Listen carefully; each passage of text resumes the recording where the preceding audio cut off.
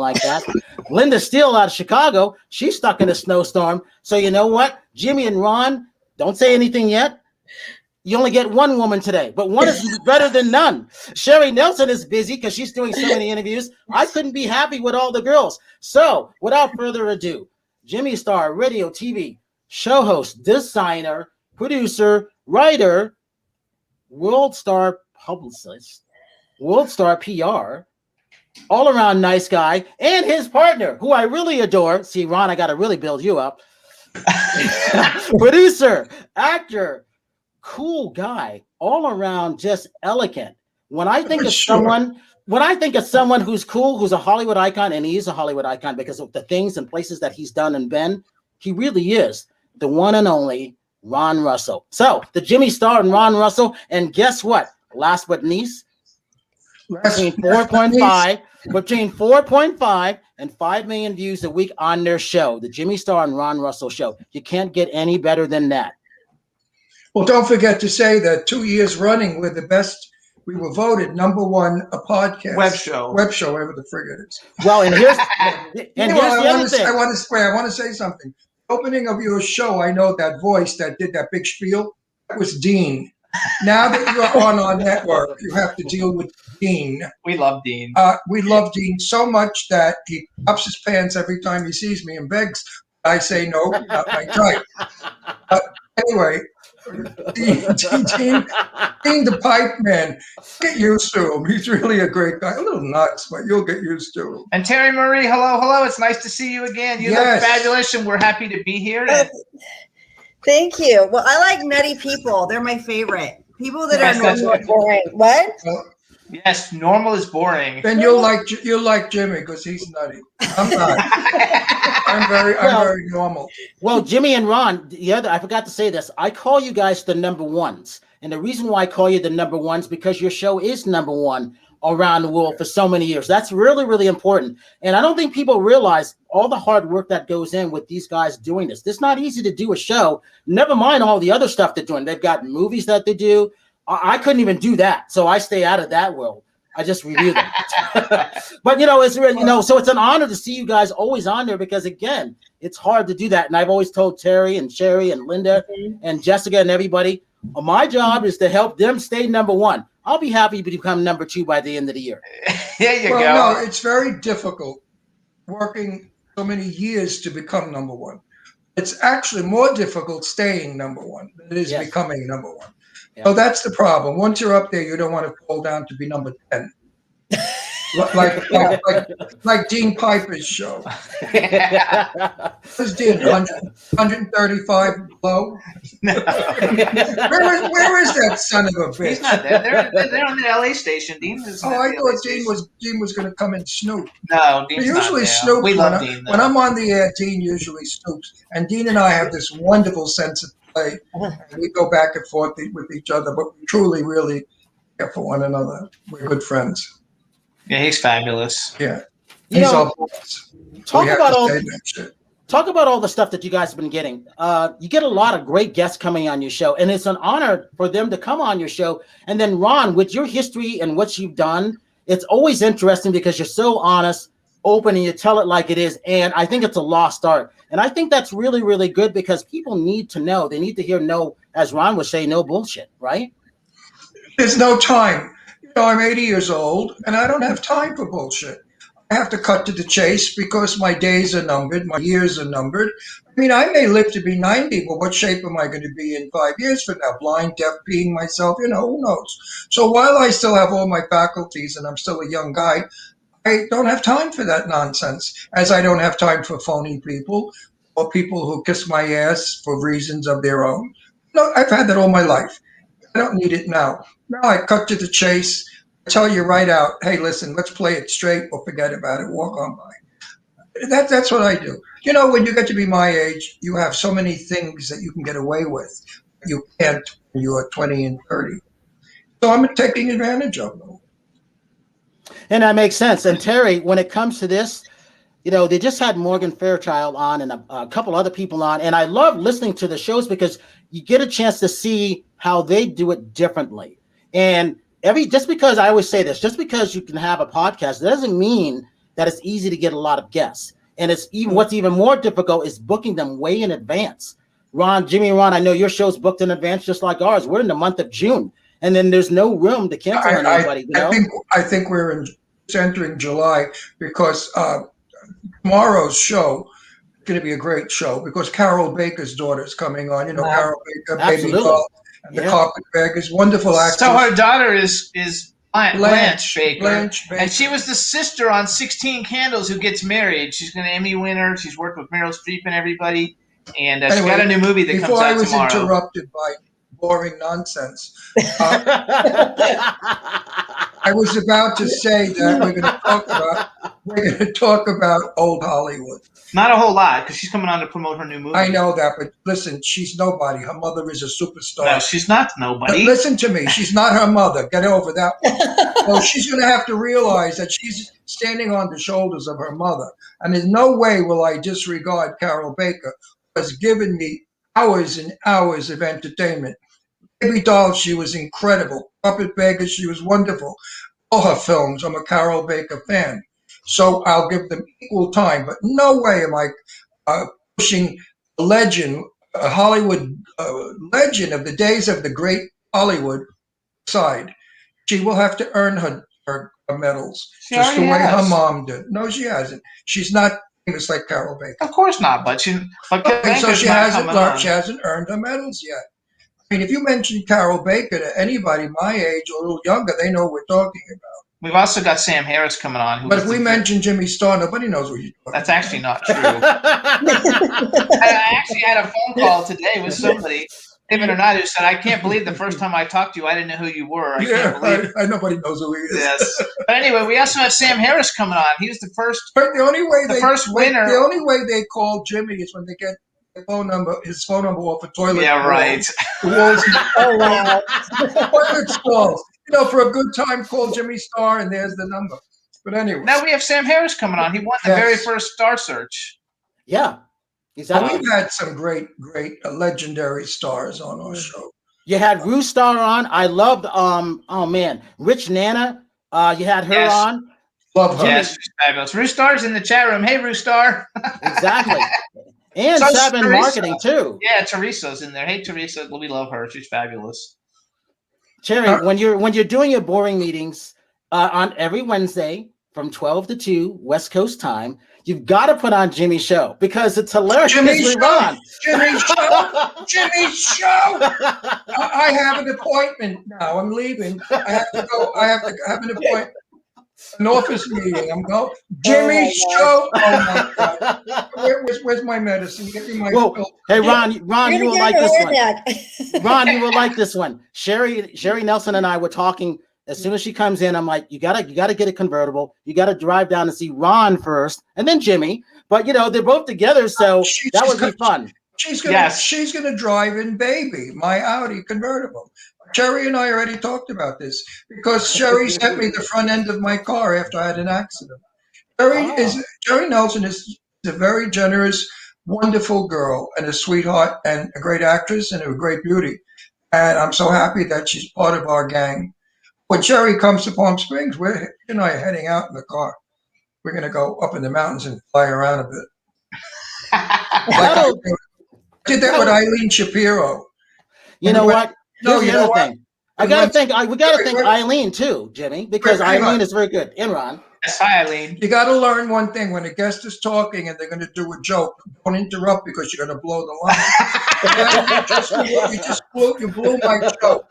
I said, I took Eileen up in the mountains. We were driving about 80 miles an hour, and both her breasts went over the trunk. Oh, wow. I'm surprised she hasn't chimed in yet, but there's still time. Yes, is she coming in? Oh, I don't know. She might be in the chat room. You in the chat room, Okay, so Jimmy and Ron, and Ron, here's another one for you guys. Talk about Fan Room Live. Wow, because you just had Jeff Krause on the show. Why that was actually pretty good for me. So Fan Room Live is an interactive meeting place, like a virtual meeting place to meet your favorite celebrities. They have one with Morgan Fairchild coming up this week on Sunday. The website is fanroomlive.com, and Jeff Krause is one of the founders of it, and they bring on a bunch of cool different celebrities. Isn't that when the you get thing to I'm go on on? it. No, you're not on it. I'm on something where people pay money for me to wish them a happy birthday. That's different. No, it's true. It's true. That's Cameo. That's Cameo, I think. Actually, there's another one that came out before Cameo, but Cameo has taken over, and I didn't actually do it. They asked me to do it, but like for the 3 people that are going to do it, it's just not worth all the effort. I had millions of people kept wanting me to say happy birthday. I just didn't have the time, so I left. Yeah, right. Right. You guys are too funny. I mean, I wish it was $10 a throw. I No, would it's have made 25. 25 times a million. Oh, that's nice. I can get a facelift. So Terry, do you have your glass? Because I'm gonna have Cindy Wade make Jimmy and Ron a glass with their images on it. I do have a glass, but it's like I've got to go to the kitchen to get it. Go and get it, and I'm going to talk to them about this. Jimmy and Ron, this is going to be one of the many surprises that I'm going to send you guys. Okay. We're going to have my friend do designer, handcrafted glasses of you guys, your own images. So when you guys are toasting, and happy belated Valentine's Day to you guys, you'll have your own handcrafted glasses with your images on it. I love it. No wrinkles, very young, 26 looking. That's what I need. Don't you dare etch me as an old bag with wrinkles. No, she does. She does a good job of it. Sherry, tell you look your at how glass. cute. It has boobs. Yes, look at that. That's me in drag. Yeah, no, that's Terry. This is me when I'm on the red carpet and I've got. Oh, I thought it was me. I thought it was me in drag. It looks like. Oh, and it's in 3D, right? Your boobs come off the top of the glass. Yeah, well, the boobs on the side. See. Yeah. Oh my gosh, that is so cute. But it looks like me. So I mean, I'm not wearing makeup today. Listen. Why don't you manufacture them and we'll push it for you? He has a friend who manufactures them. Yeah. Whoever makes them, tell them to get it. It's a very good gimmick. People will love it. Everybody should have a personalized glass. Naked if they want. Whole penises and boobs showing. The way the boobs were there, they could have a big long penis. So now we know what Terry looks like on the red carpet, though. You look fabulous. You stepped on my joke. Oh well, you got. No. Now, if you have a glass with a penis coming out, extending, when you drink from the glass, you put the penis in your mouth and you let the drink go into your mouth. It could be like a straw. Like a straw. It'll be a penis straw. Well, that'll be good for gay people and girls. That's it. I mean, some guys, some married men too. Secret queens. Jimmy. Yes. I'm sorry. This is for Ron. So Ron, it's Black History Month. When you were doing things in Hollywood, did you ever meet? Oh my God, I can't figure. She did the first TV show, first African American to do her own TV show. I can't remember her name. It was a nurse show. I know who you mean. Diane Carroll. I spoke to Diane Carroll on the telephone 100 years ago. We had just moved to Beverly Hills. I was having a big cocktail party. And my friend Perry Winkler said, "Do you want Diane? I have she gave me a list of VIP people in the town that I should invite, get to know. That's how we did it back then." And I called her, and she was very lovely. Of course, she used the same bullshit line they all do. She said, "Unfortunately, I'll be in Europe filming." And I said to her, "Oh, that's a coincidence because I'll be in Europe filming at the same time you are. And I'm not going to my party either." And she started to laugh. She was a very elegant, well-spoken woman, beautifully spoken, perfect grammar and enunciation. I was very impressed with her elegance and her voice. A beautiful woman, but no, I've never met her, but I spoke to her. But back then, Black people were hidden. They weren't allowed. So they put a token Black out there to shut everybody up. Like, okay, the Black, and make the Black a cop. This way they can't say it's a racist show. Yeah. Black people didn't have a chance in the business except for Sidney Poitier and our friend Sherry Belafonte's dad, Harry, and Sherry, with Hotel. So it was a long, long march. Hattie McDowell was the first Black woman ever to win an Academy Award. And after that, she went back to being the maid. It's unfortunate that a lot of stuff, like Betty Davis and I discussed this briefly once. Betty said it was really a shame that they cast black people always as servants. She wasn't happy with that either. Betty Davis was very liberal and very, very much in honesty and fairness. Jane Russell also was that way. Burt Reynolds was that way. All the people that I know were very upset about it. But the big shots, the studio, Warner Brothers said, no, no, no. Lena Horne, magnificent, fabulous singer. When they shot Lena Horne in a movie singing, she had to look up at the ceiling, never at the camera. Because if she looked at the camera, white women would get up and walk out of the theater because this black woman was seducing their male with the eyes. Yep. So if you watch Lena Horne, any movie, she sings to the world, not to the camera. Now, Lena Horne was probably one of the first black stars to go get anywhere in Hollywood. But no, it's not like it is today. No. America is built of everybody. Everybody should be everything. Represented. Mm-hmm.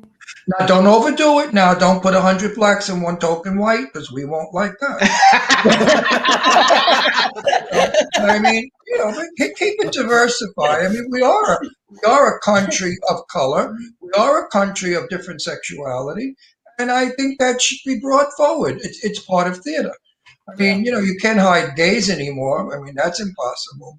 I mean, no one knows I'm gay. They never suspect. But, Never. but there was a time when I hid it well. I mean, when I did television and movies, I never acted gay or any way. Neither did Rock Hudson or Tab Hunter, my good friend Tab Hunter. Tab was very manly in person.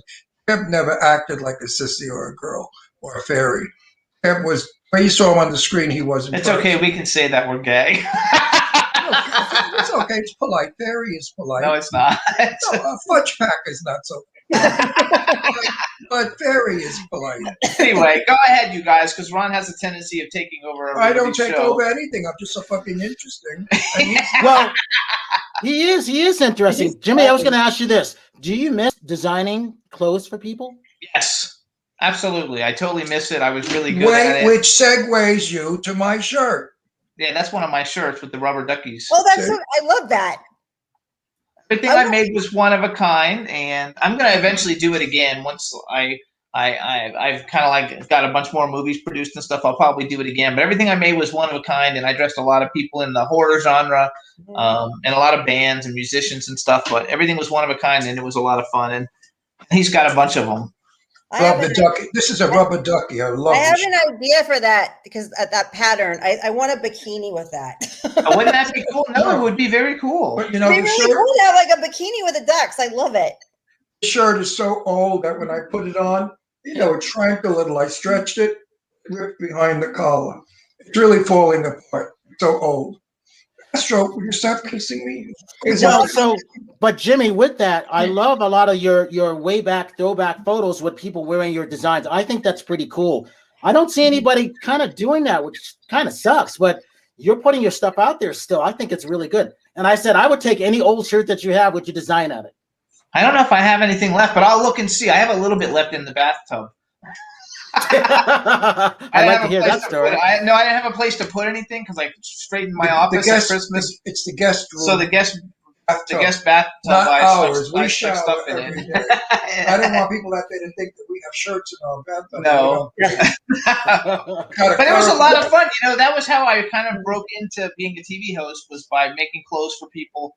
And that's how I got on the radio in the first place. And I would go to conventions and take tons of clothes to the rooms, and then meet the people, have them come to the room, get pictures with them, and that's how I got my celebrity guests to come on the show right off the bat.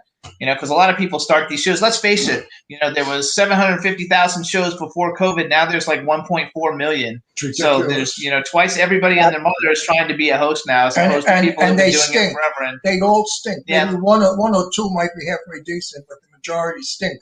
And some of them are my friends. Well, Jimmy's life was very dull and boring, and he was a designer. He was really nobody or nowhere. And then he met me. That's not true. And then he met me, and he begged me every day. He called me up every day. I love you, marry me. He begged me. He was outside my house blowing the horn, screaming out the window, "Marry me, marry me." So I said, "You know what? How do you shut the guy up? I'll marry him. I'll put him out of his misery." So there are them. Wait, I'm not finished. You didn't let me finish my point. Because you're not, nobody cares. Yes, they do. They asked me the question, not you. Yeah, but out of they asked you that question out of politeness. So Terry, this is the show. This is why I watch every Wednesday when I'm doing my stuff. It's hilarious. But I like it because they also have great guests on. And people don't realize, again, we got to hammer this point. People don't realize just because you have a podcast or a radio show or a TV show that there's easy to get people on. One, for us, it's easy because we've been doing it for a while. But two, for most people, it's not. Right, Terry? It's not. And I'm so glad to be part of you. I'm glad to be your sidekick, Brian. I have to say, I do talk a lot because I have a lot to say. Some people just don't. They haven't got much to say. My show set the record straight. Was on television on 111. It went up and down all of California, northern Mexico, and some Canada.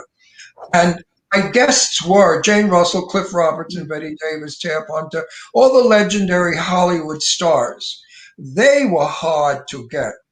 Some I had to pay $1,000 to get on my show. And I did because they were that big of a star. But the first guest was Jane Russell, who was my best friend. Jane and I were like brother and sister. We hung out. So I went to her and I said, "Jane, I want to do a talk show. Would you be my first guest?" She said, "Sure." Now she comes on the show and I never gave her a script because she trusts me. And the first thing I said to her, "What size bra were you in 1940? She said a 36B. I said, "That's what they made a big deal about. Jane Russell with the boobs." That was her big publicity. And we got over 16,000 people in the first couple of minutes on that show. So if you give people a good show, the guests will come on. Mm-hmm. Stars were contacting me to come on my show. Free. I didn't have to pay them. In the beginning, I paid quite a few of them $1,000 to come on. Oh, Arlene Dahl was $1,000 a chauffeur and a day at her beauty salon, $100 to comb her hair. Arlene Dahl opened the door to so many other stars, and that's how you do it. Well, and I think that's really good because this is where Eileen Shapiro comes in. I love what Eileen does. I think she's, if not one of the best in the world of all the publicists that I personally have dealt with. And I think, Jimmy, we've dealt with different ones because we were doing different things. And Ron, you too. I mean, some of those world-class publicists are hard to get. What were you saying, that Eileen does best?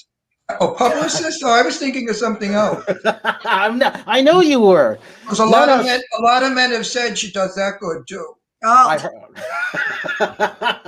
But no, so Ron, and you understand this part, and Jimmy too. A lot of times, if you didn't have that name recognition in that show, they weren't going to put your clients on. It's still like that a little bit, like we call them the gatekeepers a little bit. It's still a little bit like that, and people don't understand that. So we really work hard to get those people on, and then that's a great thing. Again, going back to why your show, the number ones, I think that's really, really important. Talk about that aspect of things. What bothers me is I have so many private messages a day. I mean, I could be there all day long answering. And it's all these hopeful wannabe actors, writers, producers, songwriters. And they said, "Mr. Russell, would you be so kind as to have me on your show?" Who are they? They're nobody. They're starting off. They haven't merited that yet. You have to earn what you. Johnny Carson didn't have nobodies on. Right. Johnny Carson only had the greatest of stars. You earned that. I try to get that to everybody out there. You wrote one play. You wrote a song. Nobody knows you.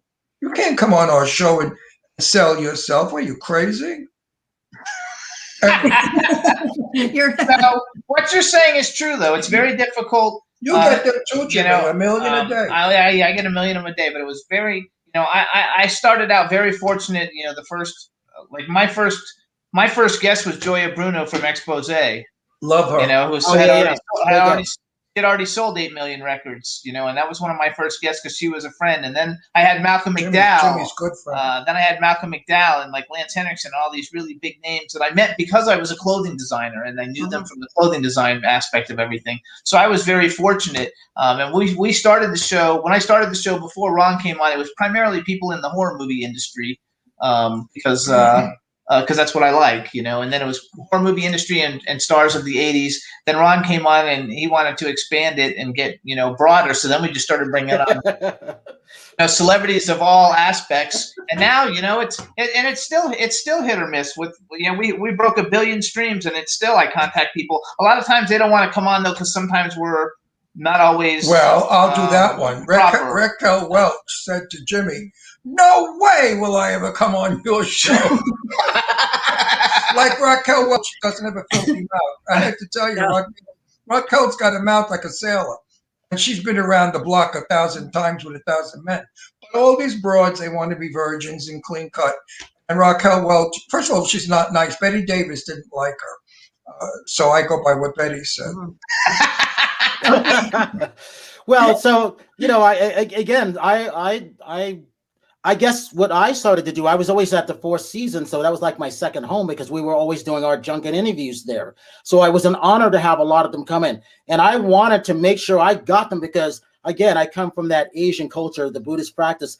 Always pay homage to the people who came before you, because if you don't pay homage to the future or the past, there is no future. So I always wanted to do that. So I never got a chance to talk to James Coburn, but we talked in the bathroom doing our award show. Because 3 weeks later, there was a movie, he was in it, Mick Jagger and Andy Garcia. And I had permission to do all three of them.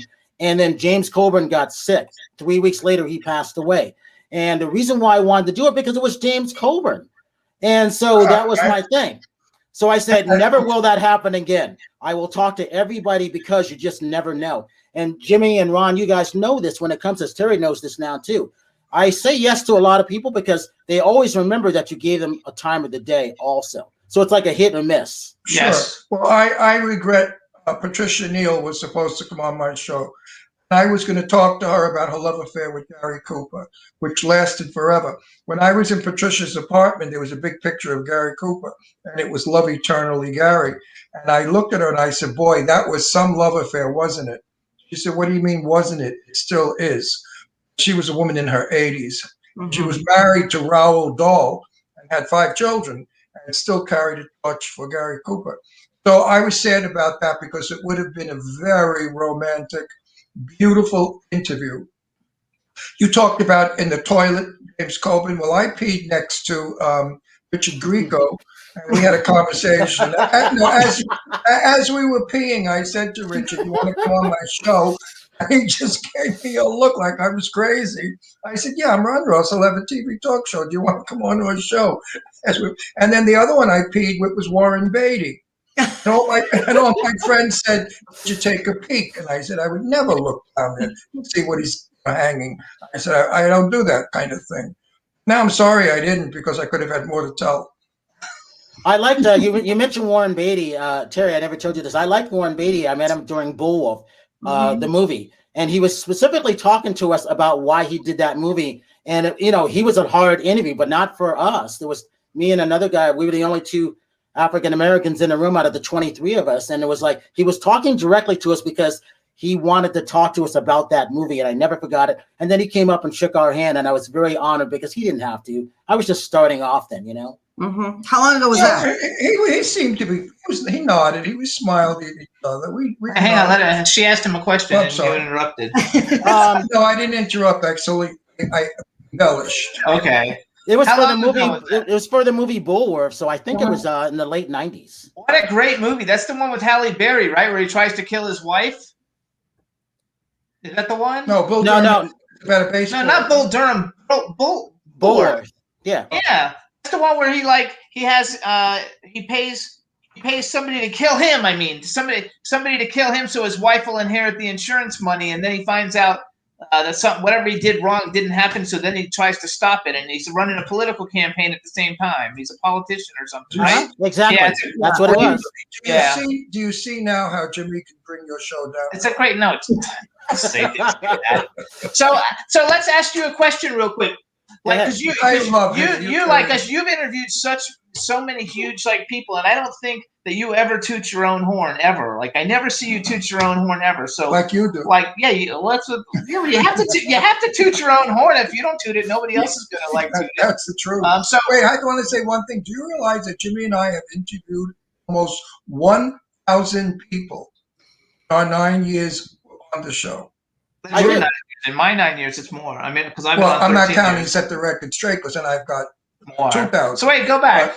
He has too. He's been doing this for longer than we have. So how many thousand of people? You've been doing this since the 80s, hold on. right? And Dean Piper just said, "Who are these people?" LOL. Hey, Dean. Listen, Dean, you remember me? Remember it was a Halloween party. I was a sailor, and you said you love seafood. So wait, Brian, when did you start? You've been doing this since like the late 80s, right? I started doing junkets in 1993, but I was in radio as going back to 1982 in Connecticut. Okay, so when Howard Stern was starting off, I kind of was starting off at the same time, different stations. We didn't know each other then, though. I started off in news radio, so I broke in the back door. If that makes sense. 38 years though. Yeah, so aren't you sorry you didn't say "show me your tits"? I've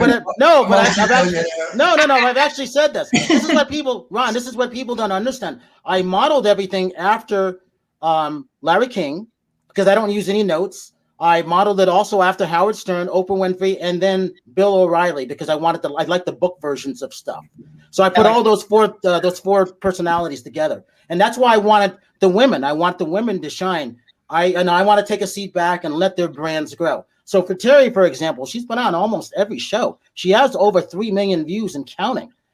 2 shows that I put up today. One show I put up today is on 1.1 million, 114,000, I think 944, and it's still going out of Tennessee alone. She was there, and I couldn't be happier for them, you know? But if she was fully clothed, she would never have gotten that many people.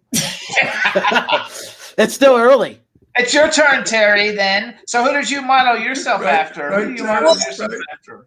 Well, usually I'm hang on. Take off the glasses. I hate the fucking glasses. Okay, well, I only have a phone because I'm blind. And look how pretty. You told her the last time we were on to take off the glasses too, and she told me last time she can't see. I thought she has to see. You know what? Look, she's got false eyelashes on. How beautiful she looks, and with the stupid glasses, she looks like an owl.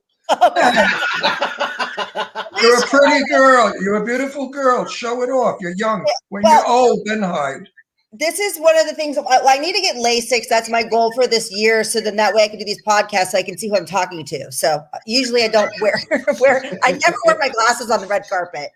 But what was your question? What did I model? Most of the time I'm kind of quiet today. I don't know. I have a big mouth. I model a lot after myself. I'm getting some feedback. Sorry. You're a very beautiful girl now that I'm looking at you. You're beautiful. Thank you. Ron, you should see the rest of her. I have. There was a magazine out where it was called Nudie Nudie. I always see your red carpet pictures. I saw where she put a strand of pearls. Yes.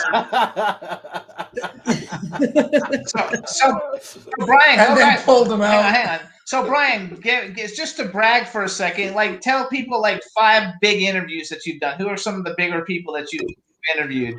Off the top of my head, so all right, so Oprah, George Clooney, Charlize Theron.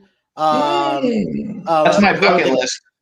Yeah, I know. I'm working on it for you. I haven't forgotten, and for Ron's too. Charlton Heston and Janet Leigh. How's that? Coretta Scott King. All TV and radio interviews I did for the movie, so it was always one-on-one. So it was an honor to do that. And then on our site, we're going to start putting up the audio that we did of that back in the day. 2 junkets I crashed. I was not supposed to interview Coretta Scott King, and I said this, Ron. I was at another hotel doing another interview, and then I'll never forget. Nice guy Andy Culpepper from CNN. He goes, Brian, why aren't you doing Coretta Scott King? Ed Asner. The guy who played Urkel, and then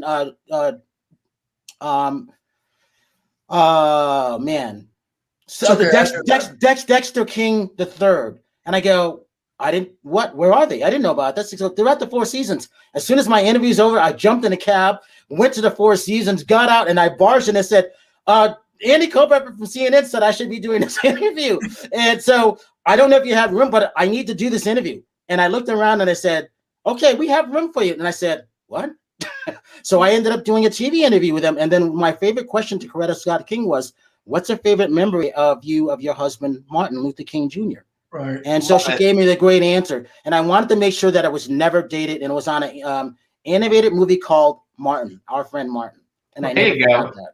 But you talk about the Four Seasons. That's Four Seasons in New York City.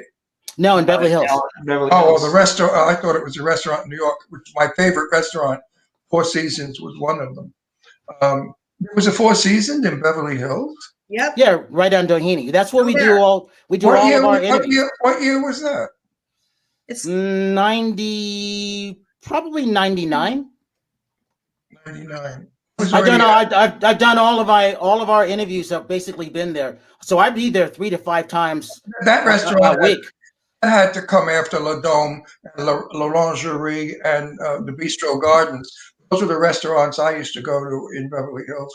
Four Seasons had to have come. Wait a minute, was I even the I thought the Four Seasons was a hotel. No, Four Seasons. It is a hotel. It's not a restaurant. It's a hotel.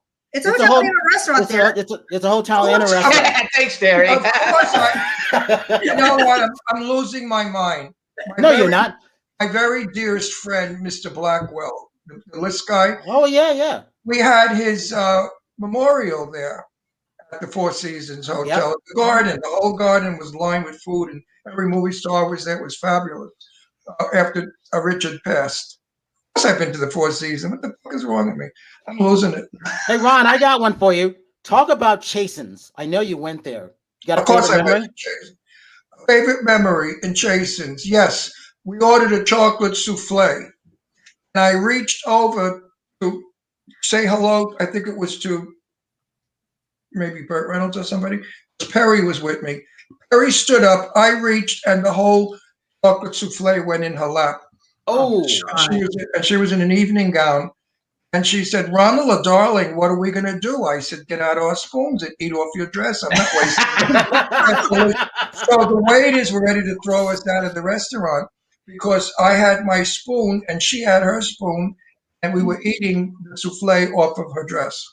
Oh my gosh, that's great. Well, you know how long you had to wait for another one? You know, it takes a long time to do it. So Jimmy, here's one for you.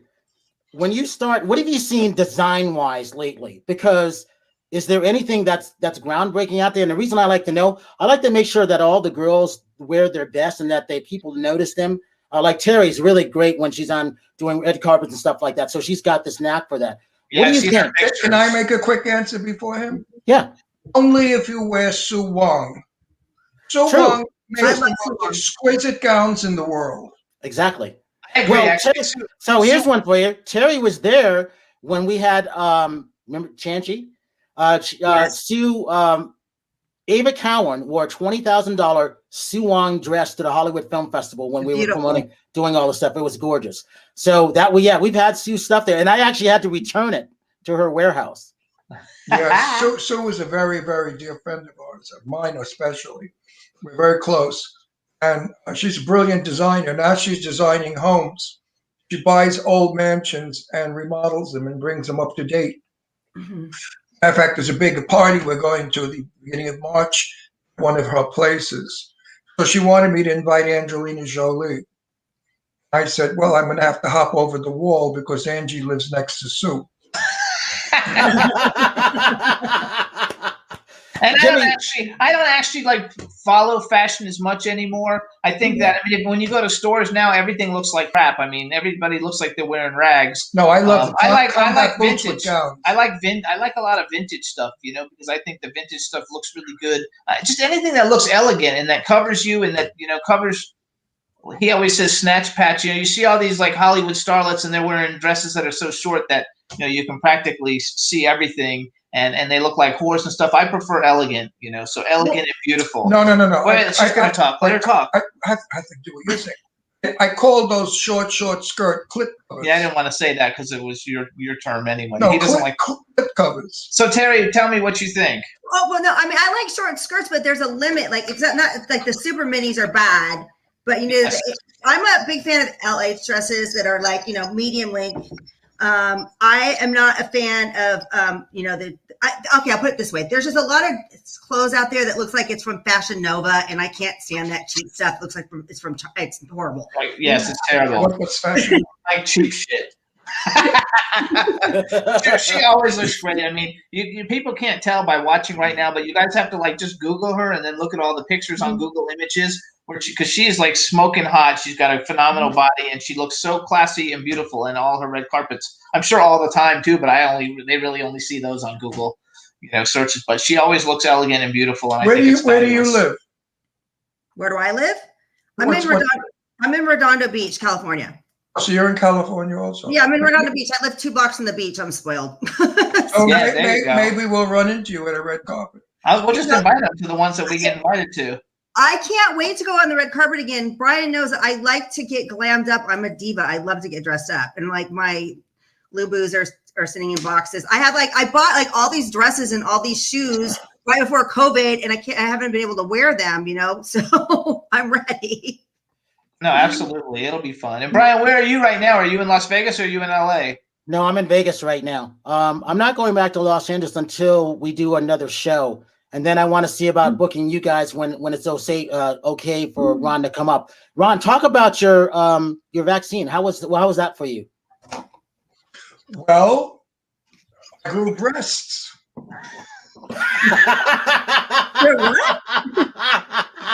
Now I'm a 36 double D. It was nothing. I asked someone there to photograph it, and they did. When they stuck the needle in, the needle is so fine, it's like a hair. You don't feel a thing. I didn't get any kind of after effects.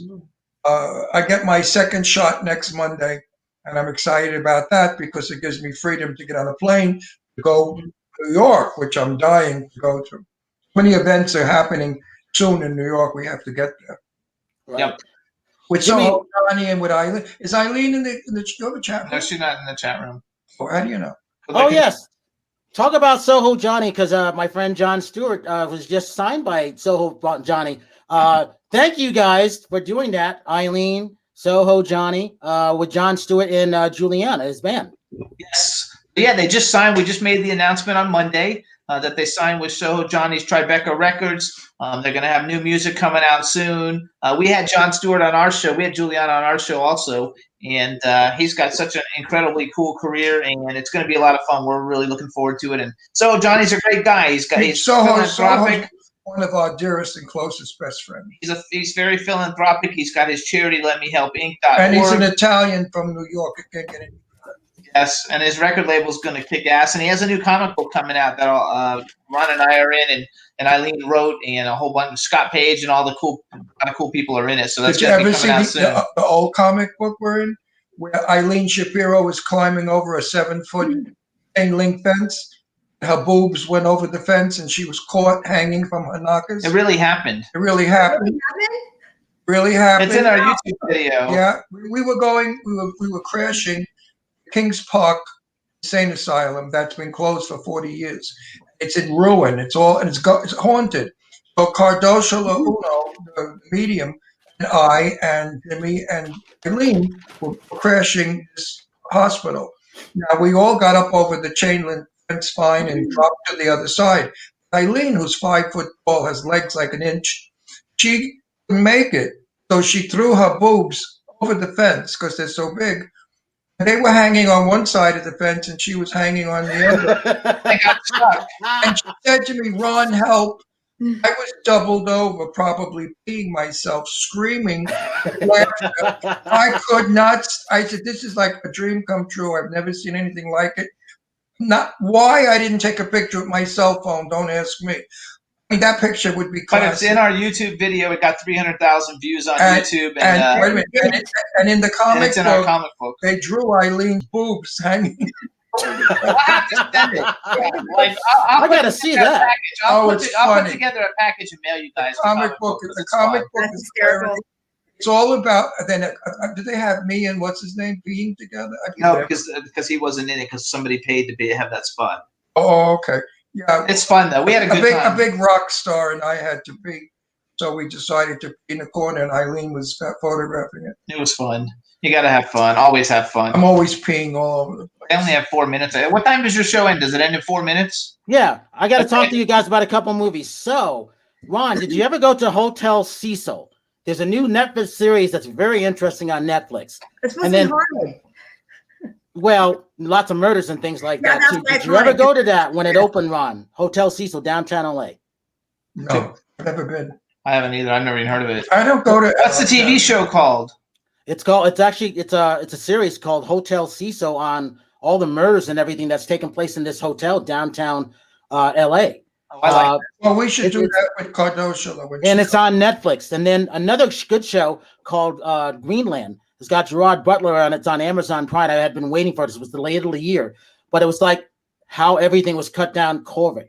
And it was really, really interesting. And then the last one is Nomadland on Hulu starting the next 2 days. And that's got Frances McDormand in it. And it's been winning awards. I've been waiting for this movie since Toronto in September. And I finally saw it and I really enjoyed it. It's a great performance by Frances McDormand. I haven't seen any of those. Even I know what Greenland is, though, because I see the commercials on TV all the time. I didn't even know it was out already, though. Yeah, you should watch it. You should watch it. Now, I have to plug. I have 2 movies coming out, or they're out already. One is called The Big Friggin' Rat. What's the other movie? Clown Fear? Clown Fear was out already last year. There's another one. I forgot. I forgot what movie's out. Hannibal's coming out soon. You have a lot of films coming out soon. I have quite a few films coming out over the next year. Of course, I'm not starring in them because I didn't have the time. They offered me $1 million, and I said I just don't have the time.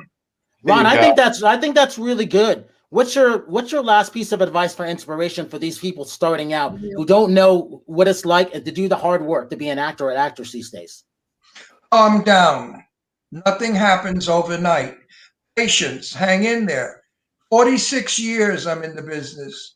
I finally got somewhere. 64. I go back. No, I'm dyslexic, so I do that. I'm in the business 64 years. I made a movie in 1959 with Sophia Loren and Ted Hunter. Literally, you have like 30 seconds. And Ted Hunter became my lifelong friend. Anyway, 46 years, 64 years of hard work, hanging in there, pushing. It does happen. If everybody will be somebody if they do it long enough. I firmly believe that. Don't give up. Don't give up. Sweep the stage floor. I worked in drag as Jane Russell. I sang and danced. I mean, I've done everything in the business. Got to do everything. You have to be multi-talented, multitask and talented. And Jimmy, plug your guest for tomorrow. All right, so tomorrow we have on W4CY.com from 12 to 2 p.m. Pacific time, Sam Harris, the winner of the first Star Search, and Blanche Baker from 16 Candles. Blanche Baker, and she's in everything. She's got like tons of 100 and something credits, and her mother was an Emmy award. Her mother was legendary Carol Baker. She won an Emmy award, and it's going to be a lot of fun. So you guys tune in and check us out on iTunes because I'm trying to get our numbers up on iTunes since I'm big everywhere but there. Absolutely, Terry, give you TikTok real quick. Terri Marie nonstop on all platforms: Instagram, Facebook, TikTok, and then my website is terrimarieofficial.com. And I have to say this, I got to thank Jimmy Starr and Ron Russell. Please check out their show tomorrow, 12 to 2 p.m. West Coast time. And as I saw it to everybody, if you see someone without a smile, please give them one of yours because the world needs it. I'm Brian Sebastian. This is Movie Reviews and More. Jimmy Starr and Ron Russell, nonstop. Thank you so much. We will see you next week. Thank you. Stay safe, stay healthy, and stay happy. Bye, you guys. Thank you. I'm going to follow you on TikTok too, Terry. I'm going to follow you. Bye, Terry. Bye.